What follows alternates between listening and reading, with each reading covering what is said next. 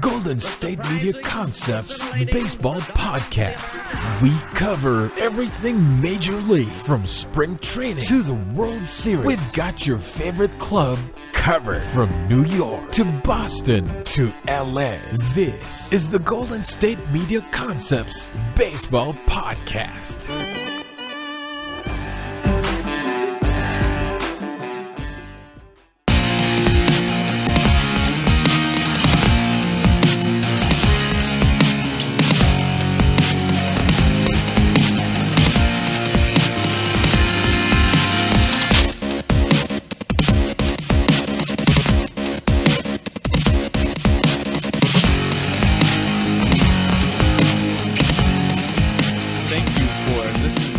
Golden State Media Concepts Baseball Podcast, where we discuss all of the news in the world of baseball. My name is Ben Brown. Jeremiah is not in the studio today. I feel kind of bad. We have not had Jeremiah in, with the exception of last week. He was in the studio. But with the exception of last week, we have not had him in here for quite some time now. It's kind of disrupts the flow of the show, our routine and everything, so it kind of is a little unfortunate, but nevertheless, I will be riding solo today on the show.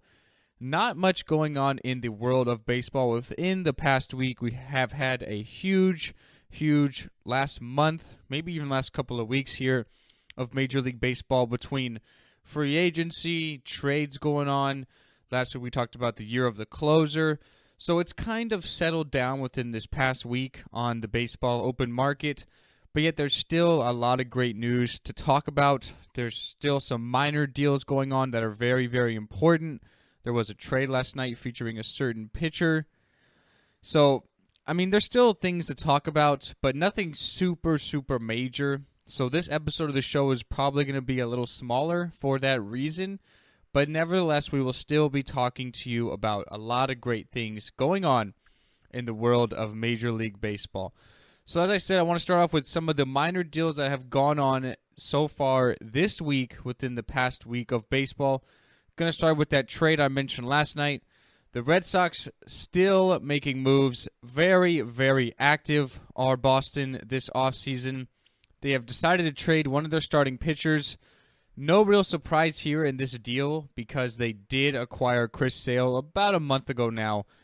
You already have another lockdown ace in your starting rotation, so that means you have to make room for one more person, and that is what they did. They have traded starting pitcher Clay Buchholtz to the Philadelphia Phillies for minor league second baseman Josh Tobias. This was announced yesterday. The Red Sox are going to pick up the $13.5 million option on Buchholtz's contract at the end of last season. So they picked it up. But there was never really much going on there. Buchholz not a really good season last year. Had to deal with some injuries as well. As I mentioned, they bring in Chris Sale, so there's really no need for him to be in the rotation. So he goes to Philadelphia, who are in a still in a rebuilding sort of setup there with the Phillies. So I guess it's kind of a win-win for both teams. They pick up a veteran arm to go into their starting rotation, be maybe middle of the pack end of the rotation starter. Clay Buchholtz hasn't really been the guy he was panned out to be coming out of college from North Carolina. He did have a no-hitter against the Orioles in his second career start. Everyone thought, wow, this kid's sky is the limit. The future is there. But he hasn't really panned out. A lot of money there, $13.5 million from last year. So there's no real surprise that Boston is getting rid of him, picking up a nice prospect in Josh Tobias, who they can build around in their outfield for the next couple of years. So it's not really much of a surprise there. They could have traded possibly like Drew Pomeranz, and they maybe even got more for Pomeranz than they would for Buchholtz, but they obviously have a different plan installed for Pomeranz, probably staying in that rotation. So there's not real much of a surprise there. Plus, he's under contract for a lot longer. So it makes more sense for Dave Dombrowski to keep him. And what he said about the trade was, when it came down to it, as we looked under all scenarios, the deal that made the most sense to us was to deal Clay. The others have had some longer time with us and are far being like more sort of involved in the organization. We have longer control over them.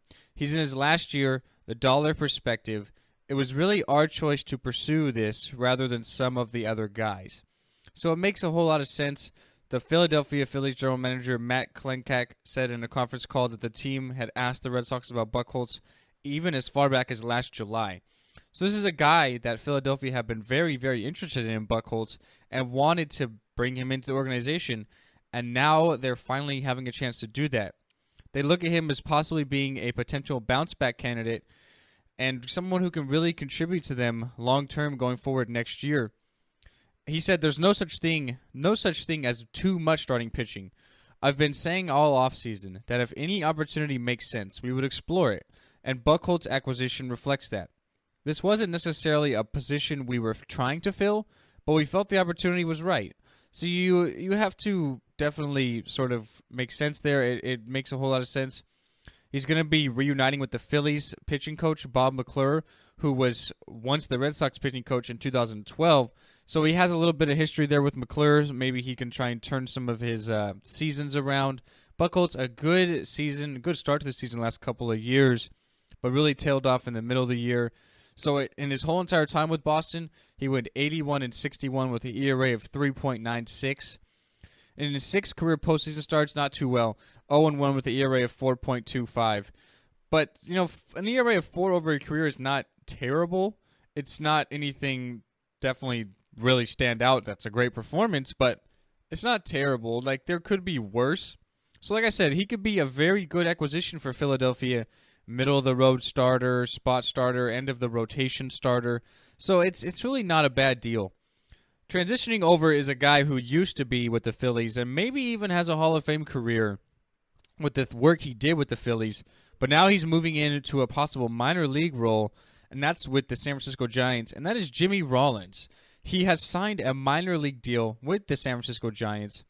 It's going to be his 3rd team in 3 years since he spent his first 15 years with the Phillies. The deal is just for $1 million, so he's just on the minor league roster, so there's a potential for him to get called up possibly if you have injuries. Rollins is 38 years old. He signed a minor league deal with the White Sox last year, and he made it onto the big league roster, but he was designated for assignment after he was hitting just .221 in 41 games. So for a team like the Giants that have a really good infield, you look at their shortstop, Brandon Crawford, probably the best defensive shortstop out there. Joe Panik's a good young second baseman. So it makes sense to maybe bring him in for some depth, possibly someone who can help these young guys develop. Panik and Crawford are still somewhat younger, so it makes some sense if they have some injuries, they can potentially call him up. 221 is not a good average, but it's not terrible. I mean, it's workable to work around. He's 38 years old. It's not like he's going to go out and hit 300 anytime soon. So it's not an absolute terrible move. I think it's a good move. Rollins at one time, he was an NL MVP. In 2007, he hit 296, 30 home runs, 94 RBIs, and 20 triples and 41 steals that year. So he's a guy who's capable of getting it done. He's also really good in the field. He's a multiple-time Gold Glove winner. He's won that award 4 times. So I think it's a really good move for the Giants. Someone who can come in, be like kind of a veteran leader, especially in the minor league system. Try and help develop some of the younger players, get them onto the big leagues. Possibly like a player kind of like developer coach role, whereas if he's not really contributing in the minors, he can be that stepping stone, that launching pad for some of these guys' career and still contribute and play baseball, which is something that he likes and loves. So it's a deal that makes a lot of sense. I'm happy for Jimmy Rollins. He's a guy who's definitely been capable over his career, has dealt with some injuries at times. So it's good to see what he can do in San Francisco now. He'll be going to maybe the River Cats in Sacramento, the AAA team, so that could maybe draw some interest crowd-wise, someone that's been so good over his career. So who knows? We'll have to wait and see what Rollins can do out in Frisco. And then real quick, the Pirates have signed reliever Daniel Hudson. It's a 2-year deal for $11 million, so nothing like we've seen with these relievers so far in free agency, but definitely still a very good move. As a member of the Diamondbacks last season, Hudson went 3-2, had an ERA of 5.22 in 70 games. He's a former starter who became a reliever after going elbow surgery in 2012, and he basically thanks the Diamondbacks for his statement. He said, I was going through some really rough times, and I'm glad for the opportunity, but now he's really focused on Pittsburgh. He said, let's do this, Pittsburgh. In 2016, last year, it was kind of a down year for him. He had an ERA of 3.86, only 71 strikeouts in 67 and 2/3 innings pitched. So for Pittsburgh, I mean, it's a good move. You bring in a reliever anytime you add pitching to your ball club. That is definitely a good move. Not too bad of a price. 2 years for $11 million. So they got him pretty cheap, and I guess it's a really good move for Pittsburgh. The Pirates trying to rebuild. Not a good year last year. Garrett Cole, hopefully he can be healthy for them. Definitely their best player and their best pitcher. So maybe Hudson can add to that bullpen a little bit. And then the White Sox also agreed to a contract extension with their first baseman. It's just a one-year contract extension. They're trying to avoid arbitration. They announced this deal last week. It's with Jose Abreu. The slugger is going to be earning about $10.8 million next year. In just his 3 years he's been in the league, he's already hit 91 home runs. He's got a batting average of .299, so he's hitting right at the 300 mark.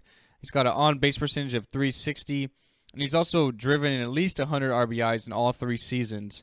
So now for the 27-year-old Cuban native, they have 1 year to kind of negotiate a long, big-time contract because you know Abreu is going to be demanding it, and he's going to be deserving it. He's a very, very good young player. We've seen what he's done already through his first 3 years. A great slugger, a good contact hitter as well.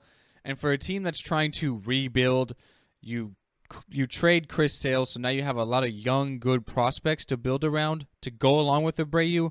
I guarantee priority number 1 is going to be to try and re-sign Abreu to a big-time, long-term deal.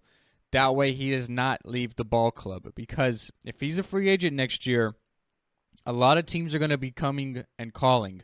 Think about all the teams with money. The Dodgers, the Yankees, the Red Sox. All these teams, among others, are going to want the services of Jose Abreu. So if they want to try and build up their ball club, which they've done really well this offseason, I've been really, really impressed, they're going to need to sign Abreu to a long, big-term contract. This 1 year deal gives them that leeway. They have a year to try and work things out, so they avoided arbitration, which is great. But now priority number 1 is to sign another deal. That way they don't lose him. Because they cannot not afford to lose Jose Abreu's power, his hitting. He's such a good hitter. So young, too. Only 27 years old. He's got another 10 years ahead of him. They cannot afford to lose him. Because without him, they just simply would not be as good of a team. And they're even not that great of a team right now. So they have to keep him around. But definitely a good year. He's going to be earning almost $11 million. So it's not bad for 1 year. Not really too harsh of a contract either for the White Sox. So I guess it's a good move in that aspect. I'm liking what they're doing this offseason. I think Chicago's done a lot of good things to try and build their ball club back up and compete in that AL Central. We'll take our first break at the podcast. After that, I want to talk about a certain player that's possibly on the move. We talked about him, Jeremiah and myself, on the show a little bit in the last couple of weeks. But now there's a certain team out in New York that's really, really looking to acquire his services and the potential that could happen. We'll talk about that right after the break at the Golden State Media Concepts Baseball Podcast. Tired of searching the vast jungle of podcasts? Now listen close and hear this out. There's a podcast network that covers just about everything that you've been searching. Hey! The Golden State Media Concepts Podcast Network is here. Nothing less than a podcast bliss with endless hours of podcast coverage. From news, sports, music, fashion, cooking, entertainment, fantasy, football, and so much more. So stop lurking around and go straight out to the Golden State Media Concepts Podcast Network. Guaranteed to fill that podcast itch.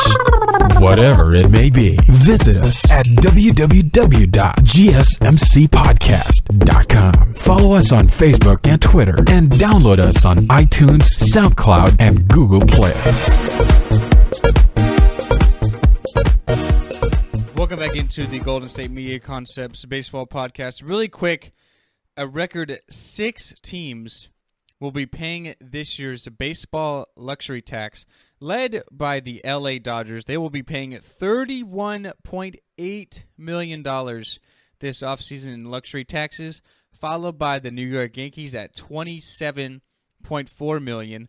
Then there's a few more clubs, just not as nearly as high as these other ones. So then Boston comes in at third at $4.5 million. The Detroit Tigers will be paying $4 million. The SF Giants will have to pay $3.4 million. And the defending world champion Chicago Cubs, seems weird to say that still, but they will be paying $2.96 million. This was reported last week. This is a record. Last year we did only have 4 teams that have to pay the luxury salary tax. So for the 4th year in a row, the Dodgers are having to pay this, and the New York Yankees as well. So they're having to pay at a 50% rate above the $189 million threshold, which is kind of like the salary cap. You can go over that, obviously, but then you have to pay, obviously, the salary plus the incentives. This year, for 4 years in a row, it's 50%. So they're having to pay a lot. Last year, the Dodgers had to pay $43 million. So I guess they're down in that aspect, which is great. But still, they're having to dole out a lot of money because their payroll is so high. And they even got rid of Zach Greinke last year, who decided to go to the Diamondbacks in free agency. But yet they're still having to pay a whole lot of money. The Red Sox and the Giants are paying at 30%. This is the 2nd year in a row they have had to pay, so not too much. And then the first year for the Cubs and for the Tigers, and that's a 17.5%. So last year, the total tax was only $74 million. This year, gone way, way up. So with the new CBA, the salary tax is a lot lower, so teams who go higher have to pay a lot much more, and you can't necessarily have as high of a payroll, or else you're going to have to dole out a lot of money in luxury taxes, which a lot of teams are doing. So we'll have to wait and see. The Yankees are trying to get out of this sort of incident by 2018. I'm sure once they get rid of Alex Rodriguez's contract, it'll definitely help out, but we'll have to wait and see. If you have the money, it's not that big of a deal.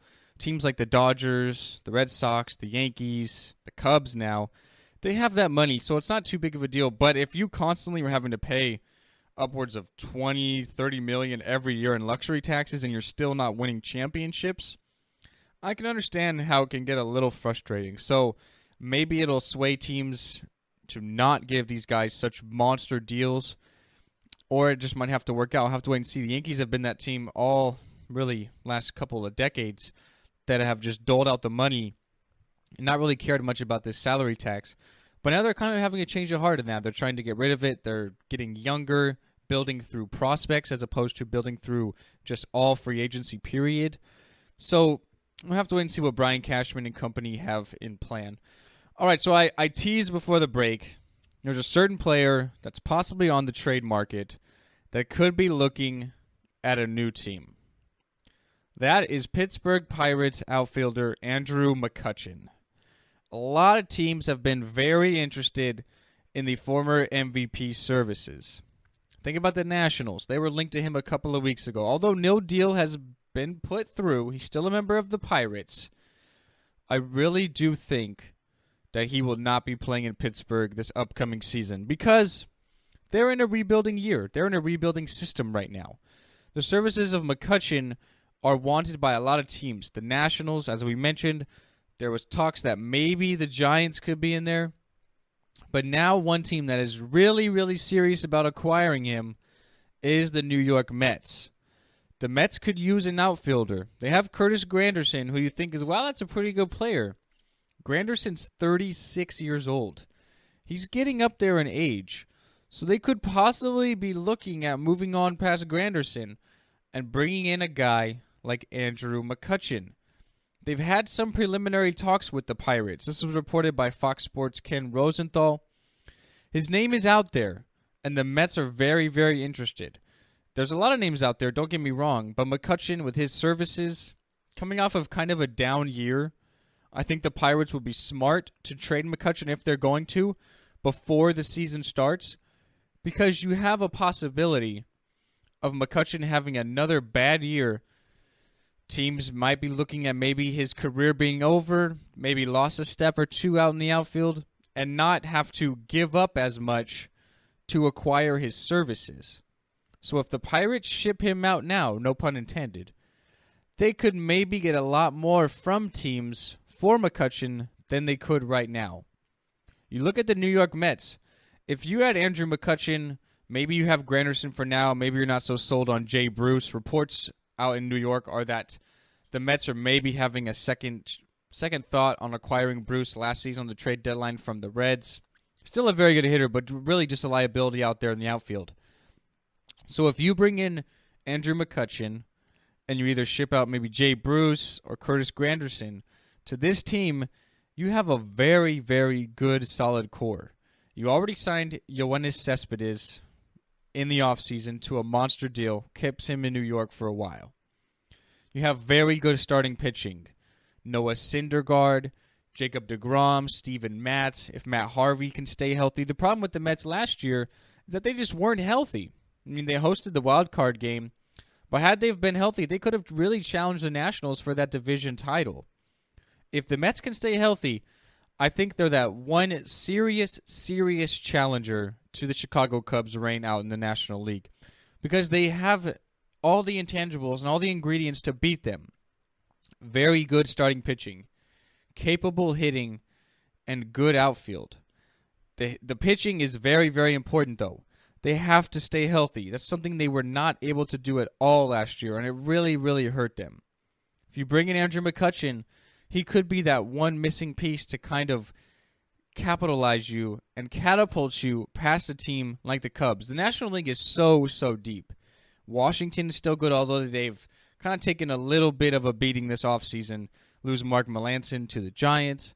The Giants are very good. They were really only a closer away last year from possibly being a lot better than the Dodgers, winning the division crown. They almost got past the Cubs. The problem was that bullpen. They bring in Mark Melancon to try and solve that issue. I think he will. Good starting pitching out in San Francisco. The Cubs are still good. The Dodgers have a good young core. They did all this work last year, really without Clayton Kershaw through the middle of the summer, and yet they still almost challenged the Dodgers as well. The Cubs took them to 6 games. So the Dodgers are a really serious threat as well. The National League is very, very competitive, and next year I think it will be. If McCutchen can be a part of the Mets, if they can pull off a deal where they ship out some minor leaguers, some good young prospects, bring in a guy like McCutchen, I think that would be the one move to catapult them as, to me, probably, if they're healthy, of course, the second best team in the National League. But we'll have to wait and see. McCutchen's been rumored to be on the move for a few weeks now, and yet he's still a member of the Pittsburgh Pirates organization. So to see a deal go through is going to be tough. I think teams are going to have to give up a lot. So we'll have to wait and see just how important maybe Andrew McCutchen is to a team like the Mets, possibly the Nationals. The Nationals are kind of in panic mode in my eyes. They really took a beating this offseason, lost a lot of guys they were interested in and they did not acquire, like Chris Sale. So they might just pull the trigger because they could use an outfielder, point blank period. There's possibilities that Bryce Harper may be on the move. He's looking for $400 million. Do you think the Nationals are going to give him that kind of money? I highly doubt it. So we'll have to wait and see what happens. But McCutchen reportedly could be on the move. The Mets said they would trade shortstop prospect Ahmed Rosario, and that pretty much everyone is on the table. So I think the ball is kind of in the Pirates' court right now as to say how serious they are about possibly offloading Andrew McCutchen from their ball club. He's been a very good player. Last season, even in a down year, he hit .256, 24 home runs. He drove in 79 RBIs. Like I said, he's a former MVP. He's a clubhouse leader. He would be a perfect acquisition to any ball club that brings him in. We'll have to wait and see just how serious he is to some of these possible teams. We'll take our last break. After the break, we're going to talk free agency still. There's still a lot of big-name players out there on the market that are available for anyone's services. We'll talk about who they are and why they might possibly still be unavailable right after the break at the Golden State Media Concepts Baseball Podcast. Are you looking for the very best NFL and college football podcast? Then check out the GSMC Football Podcast. Get the latest football news both on and off the field. From the NFL Draft to trades to the rumor mill to the NFL Combines. They got you covered. That's GSMCpodcast.com/football-podcast. Get updates on college rivalries, game day insights, and much more. It's football talk the way you want it. This show eats, sleeps, and breathes football. Don't forget to like them on Facebook and follow them on Twitter. Visit GSMCpodcast.com for more info. There's got to be no bigger free agents left on the free agent market in Major League Baseball than the two former sluggers for the Toronto Blue Jays. That is designated hitter or first baseman if he goes to a National League team, Edwin Encarnacion and outfielder Jose Bautista. Encarnacion turns 34 in January, so he's not super, super old. He's getting up there in age, don't get me wrong, but it's not like he's 40 years old yet. He's still got a few good years in him, maybe like 3 good, solid years, I would say. Over the last 5 years, Encarnacion has been averaging 39 home runs and over 110 RBIs. I guess you could say that Encarnacion made a mistake this offseason by turning down a $61 million contract to stay with the Blue Jays. Now he's still a free agent. He's probably going to be getting a lot less money if he goes somewhere else. Reports are that possibly the Rangers could be interested. They're definitely a team who loves their hitting. Maybe even a dark horse like the Cleveland Indians. They had Mike Napoli, who they have used as DH, well as first base before. If they were to bring in a guy like Encarnacion, who has more power than Napoli, I think that'd be a very, very good move for the Tribe if they want to try and get back to the World Series. You look at Jose Bautista now. He's 36 years old. He's definitely coming off of a down year, one of the worst years he's had in the last few since he's really been turning on the power. He's a right fielder, so he has to be able to move out in the outfield. Turning 36, I mean, it's going to be hard. So possibly he could get moved to a DH position, maybe even an infielder. Even in a down year, though, he did have 22 home runs and he did register 87 walks. So he's a guy who's capable of getting on base, but I think the age is the one thing holding him back. So we'll have to wait and see where he could go. I know that the Mariners could use some help out in the outfield. They also do have Nelson Cruz, who they can maybe switch around with Bautista if they want to switch him out with outfield and DH back and forth. Could be an interesting move. Another guy, another slugger, Mark Trumbo. A great year last year with the Orioles. He had a major league leading 47 home runs, but yet he's still a free agent. He's trying to get a deal worked out where he's getting $75 million. That's a lot of money. He can play first base, although he has been playing out in the outfield and right field lately. He did that last year with the O's. He's a guy who's capable of hitting. You look at these top 3 free agents left. What do they all have in common? Big power hitters. It seems like teams are kind of moving on from just the guy who's either going to get out or hit a home run to a guy who's very, very capable of getting on bases. They're not really big fans nowadays of just home run or nothing. So I think that's what's hurting these guys. Not really much in the likes of defense. Can't really get on base except to hit the long ball. I think teams are kind of moving on from that.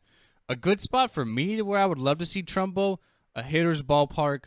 There's no better hitter's ballpark than in Colorado. The Rockies are a struggling team trying to build their way up. They have Bud Black as their manager now. Good young core. Signed Ian Desmond. If you bring in a guy like Trumbo who's capable of hitting 47 home runs in Baltimore, think about what he could do in Colorado. He could easily hit 50. So if you bring in a guy like that, I think to bolster your offense, you have Bud Black in there to try and strengthen your pitching. He's a good pitching-minded manager. So I think that could possibly be a good move. But if you're planning on giving up $75 million for a guy like Trumbo's services, that's a little tough. I mean, that's a whole lot of money you'd be having to give up there. Even if it's like maybe a 4-year, 5-year deal at the most, you're giving up a lot of money. When you look at some of the pitchers, you have Ivan Nova. He's set to turn 30. The Yankees tried to trade him at the trade deadline, but nothing really worked out. He's got an ERA of 4.9, so he's a starter. He could be a good back-of-the-rotation guy, someone that could really contribute to a ball club, kind of like Clay Buchholtz is hoping to do with Philly. So that could be a decent move. Michael Saunders, the outfielder for Toronto, is still out there. He's only going to be turning 30, so that's not too bad. He's still kind of young. Luis Valbuena had a good year. Last few years, he's been averaging 18 home runs, slugging .442. Greg Holland, he's been a dominant closer over his past, but he's getting up there in age a little bit. So he's also a guy coming off an injury. So he could be a guy who could be a good setup guy, maybe a 7th inning guy for a certain ball club. I know that the Nationals could definitely use one since losing Mark Melancon. Maybe the Giants can bring him in cheap as to be another reliever because their bullpen is still not the greatest, although they did sign Mark Melancon. Jose Quintana is a good free agent out there in Chicago, someone who can definitely sort of contribute on the pitching side. He's only 27 years old. He's got an ERA of 3.55 the last 4 years. The Astros are trying to maybe trade for him, possibly, but a lot of other ball clubs could still be interested. For me, I think the big thing and the big storyline here with these free agents is the sluggers. That's something we don't normally see still available this late into free agency, almost a month now into free agency. And it looks like there's really no end in sight for these guys. For Bautista, for Trumbo, for Encarnacion. We just simply don't know where they're going. And they kind of held out, didn't really accept qualifying offers. And now it looks like that's coming back to haunt them because general managers and ball clubs are just not really interested in the guy that can only hit a home run and bring nothing else to the table. It works in the American League because you have the DH, but how much are you going to pay your DH just to go up there and hit 3, 4, at the most 5 times a game? And then what happens when you have interleague play? Every team does interleague a couple of times now, so you have to sort of battle going to a National League ballpark. So it gets a little scary, and it seems like the value of that position is really dwindling in my eyes. But we'll have to wait and see. Always, we will be back next week. Hopefully, Jeremiah will be in the studio. We'll be back next week. Maybe if there's any major deals that happen, any blockbuster trades. I know McCutchen's on the block, I guess you could say. So we'll have to wait and see. But anyways, that is going to conclude this episode of the show. Today, my name is Ben Brown. I would like to thank you so much for listening. Jeremiah and I would like to thank you for listening. We hope you have a happy holidays, Christmas on Sunday. If you celebrate anything else, happy Kwanzaa, happy Hanukkah, whatever you celebrate. If you're listening, we do appreciate you and have a happy holidays. We will be back next Wednesday to talk all things Major League Baseball on the show. Thank you for listening, guys. Have a good week. Have a good weekend, good holiday weekend, and we'll be back next week. Going to be talking a little bit about a year in review in baseball, as well as anything else that happens with trades, with possible free agents, right here at the Golden State Media Concepts Baseball Podcast. Goodbye, guys. You've been listening to the Golden State Media Concepts Baseball Podcast, part of the Golden State Media Concepts Podcast Network. You can find this show and others like it at www.gsmcpodcast.com. Download our podcast on iTunes, Stitcher, SoundCloud, and Google Play. Just type in GSMC to find all the shows from the Golden State Media Concepts Podcast Network, from movies to music, from sports to entertainment, and even weird news. You can also follow us on Twitter and on Facebook. Thank you, and we hope you have enjoyed today's program.